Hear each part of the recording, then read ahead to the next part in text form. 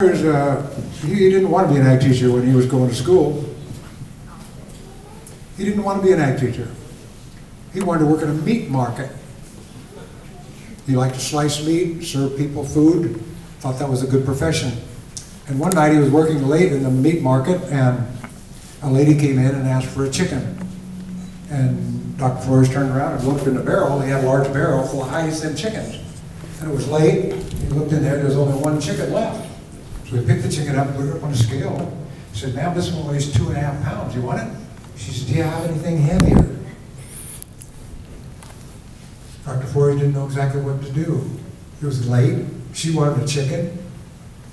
He said, "Let me see what I've got." So he took that chicken off the shelf, put it back in the barrel, sloshed around the ice a little bit, put the same chicken up there. This time, he left his baby finger on the scale a little bit and he said, "Ma'am, this one weighs about 4 pounds. And the lady said, "Oh, good. I'll take both of them." So Dr. Flores lost his job that day. He still didn't want to be an ag teacher, but he went to work in the same grocery store, but he went over to the other department where they sell fruits and vegetables. And that same lady came in one day, on his first day selling vegetables, and she said, "Dr. Flores, I want a half a tomato." Dr. Flores said, "Well, I'm new here. I don't think we do that." She said, "Well, yes, you have to." He said, "Ma'am, we don't cut tomatoes in half." She started screaming at him, and other people were looking at him, and he was very embarrassed. He said, "Stay here. I'll go check with my supervisor and see if we can cut a tomato in half for you." So he went back to the back and found his boss and said, "This stupid, idiotic lady wants a half a tomato." And he felt something at his elbow, and he turned around, and the lady was standing right there. And Dr. Flores looked at the boss and said, "And you know what? This nice lady right here, she wants the other half."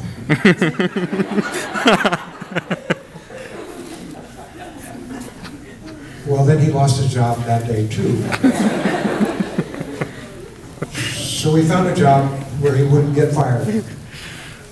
Can I tell him the story of what happened to the third job you had? Dr. Flores decided he didn't want a boss anymore, so he became an independent person. He worked for himself, and he installed carpets for people. So he went to people's homes, put the carpet down, they paid him, and he was no boss. He was very happy.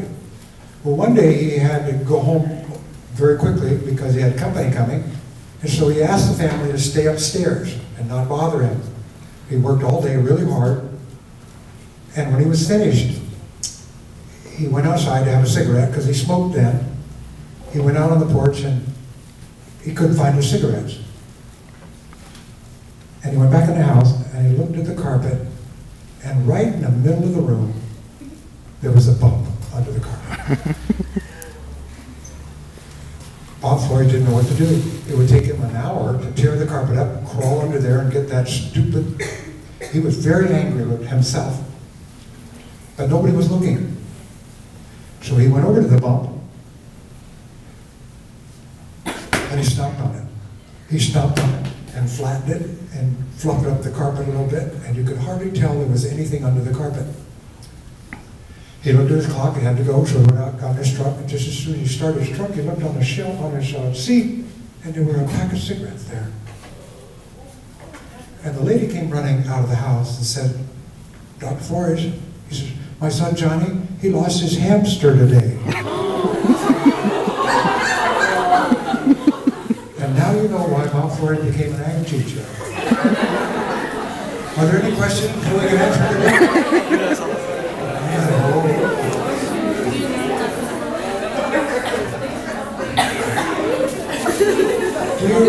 Do you want to know why you ought to stay in school? You ought to stay in school so you can learn to fly, right? So that you don't have to be smoking cigarettes. You don't have to be weighing chickens. You don't have to be cutting tomatoes. Because once you learn how to fly, you can do all of those wonderful things that your teachers have taught you. So the strongest piece of advice that Dr. Carter, Dr. Flores, and all the people can tell you is you stay in school as long as you can. And when you get ready to quit school, you think you got to drop out because it's not right, you don't have any money, you're fed up. You need to go talk to your advisor. your faculty advisor in agriculture, your counselors, your deans, and you learn how to cry. I used to teach students how to cry at Cal Poly. I'd like to teach you how to cry. Because when you run out of money, you need to cry. Because there's a lot of people who will help you with work. You get a job, scholarships, they'll loan you money. There's a lot of money at Cal Poly to be loaned. There's money to be given away if you know how to cry. And so you go to Bob Flores and say, I need some money. I'm broke. I'm going to drop out of school. And Bob will open his wallet and say, take whatever you need. There are a lot of people who want to help you stay in school. And so don't you drop out of school because you don't have enough money. Now let me teach you how to cry. Do we have another minute? When you come to Bob Flores and you cry real tears all the way down, don't do that.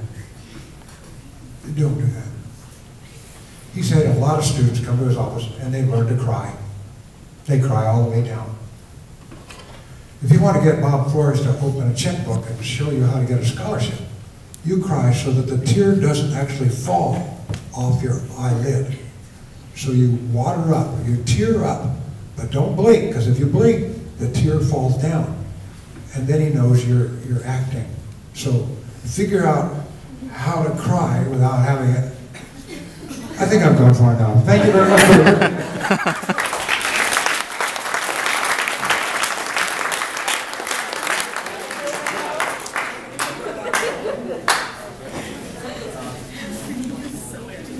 Dr. Sable knows how to tire me out. He's got a lot of energy for a 75-year-old, doesn't he? Yeah, and he's been doing this many years. He's been retired since 2002. So 13 years, he's still been running around with all of his group and doing things for high schools. A pretty neat guy. All right, we've got 10 minutes before we're supposed to run off to our next session. Now, I told you which groups were which. Some of you may need to help your advisors, because I was just over with the advisors over in the room. They're going to be heading this way in about 2 minutes.